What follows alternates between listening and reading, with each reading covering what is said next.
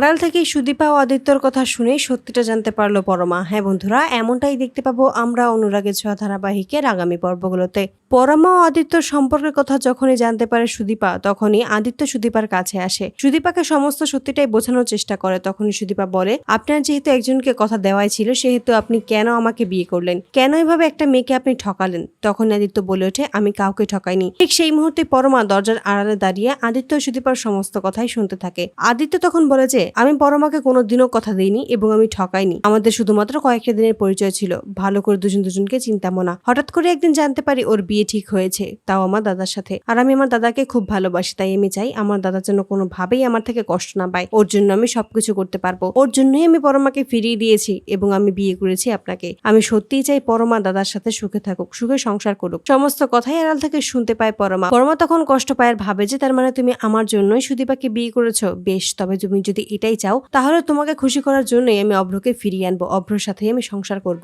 তোমাকে আমি দেখিয়ে দেব আমি তোমার দাদার সাথে খুব ভালো আছি। তুমি তো এটাই চাইতে, তাই না? তোমার খুশির জন্য আমি সবটাই করতে পারবো। তো বন্ধুরা, তোমরা এটাই তো চাও যেন এইভাবেই আড়াল থেকে যেন আদিত্য ও সুদীপার কথা শুনে সমস্ত সত্যিটাই জানতে পারে পরমা। কমেন্টে জানাও। আর নিয়মিত আপডেট পেতে আমাদের চ্যানেলটি এক্ষুনি সাবস্ক্রাইব করে পাশে থাকো। ধন্যবাদ।